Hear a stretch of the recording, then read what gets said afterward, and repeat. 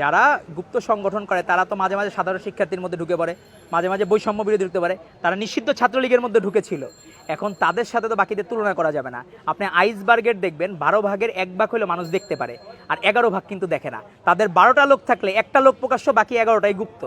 এখন এই ধরনের গুপ্ত রাজনীতি আমরা চাই না বাংলাদেশে। প্রত্যেকে প্রাউড ফিল করুক। আপনি আপনার নিজের সংগঠনের মাতৃপরিচয় পিতৃপরিচয় দ্বিধাবোধ করেন, কার্পণ্য করেন, তাইলে তো হইলো কি, অনেক সময় আমরা বলি না কুলাঙ্গার সন্তান। তো এখন তারা তো গুপ্ত সংগঠনের বিষয়টা অনেকটা কুলাঙ্গারের লেভেলে চলে যাচ্ছে, কারণ তারা নিজেরা এখানে প্রাউড ফিল করবে না তাদের সংগঠন করে। তাহলে এমন সংগঠন আপনি কেন করবেন যে সেই সংগঠন নিয়ে আপনি গর্ববোধ করেন না? আপনি প্রাউডলি বলবেন আপনি কি করেন না করেন।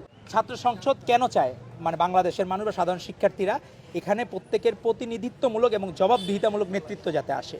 প্রত্যেককে জবাবদিহিতা করতে হবে, আবার সে পরবর্তী ইলেকশনে বিজয়ী হতে পারবে না। 1 বছর পর পর যদি ছাত্র সংসদ নির্বাচন হয়, তার কিন্তু সাধারণ শিক্ষার্থীদের ভোটে তাকে নির্বাচিত হতে হবে, তার কিন্তু দায়বদ্ধতা থাকবে। সেই জায়গা থেকে আমাদের প্রত্যাশা থাকবে প্রত্যেকে নিজের বাড়ি ছেড়ে, নর্মালি আমাদের যে সামাজিক অবস্থা, আমরা নর্মালি 12 পর্যন্ত, ক্লাস 12 মানে হচ্ছে ইন্টারমিডিয়েট পর্যন্ত কিন্তু বাসায় থাকে। বাসা থেকে এই হল লাইফ কিন্তু একটা নতুন অভিজ্ঞতা থাকে। সেই অভিজ্ঞতায় সে যাতে মনে করতে পারে আমি আমার নিজের বাড়ি ছেড়ে একটি বড় বাড়িতে আসলাম, আমি যাতে নিজের বাড়ি মনে করি। রাত্রেবেলা কেউ আমাকে র্যাগিং করবে না, কেউ আমাকে হ্যারেস করবে না, আমার হলের সিটের জন্য বড় ভাইকে লাগবে না, আমার এই হলে মাগনা খাওয়ার জন্য রাজনীতি করা লাগবে না, এবং আমি যদি রাজনীতি করতে চাই কেউ আমার রাজনীতিকে বাধাগ্রস্ত করবে না। এরকম একটি সুন্দর ক্যাম্পাস আমরা উপহার দিতে চাই, এবং ডাকসুতে ইনশাল্লাহ ছাত্রদল বিজয়ী হবে। এবং আমরা চাবো প্রত্যেকটা জায়গায় আমরা আমাদের কমিটমেন্ট আমরা আমাদের কাজের মাধ্যমে প্রমাণ করব। আমরা যে কথা দিয়েছি এই কথাগুলো আমরা রাখার সর্বোচ্চ চেষ্টা করব।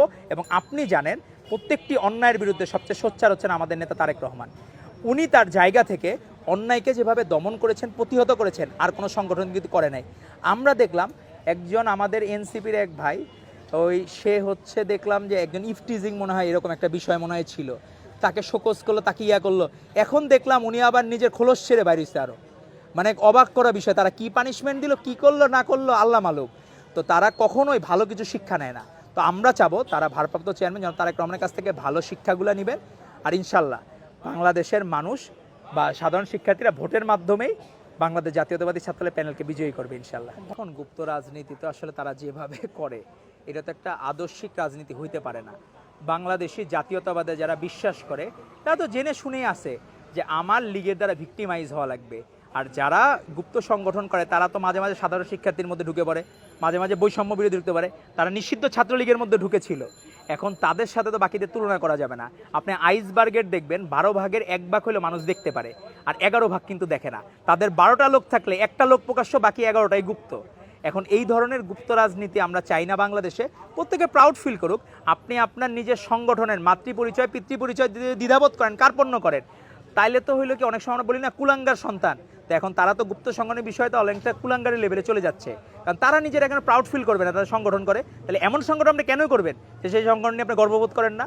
আপনি প্রাউডলি বলবেন আপনি কি করেন না করেন। সেখানে আপনার দ্বিধাবোধ থাকলে, দৈন্যতা থাকলে আপনার রাজনীতি করার দরকার নাই। আপনি তাহলে অন্য কোনো কাজ করেন। ধন্যবাদ আপনাকে।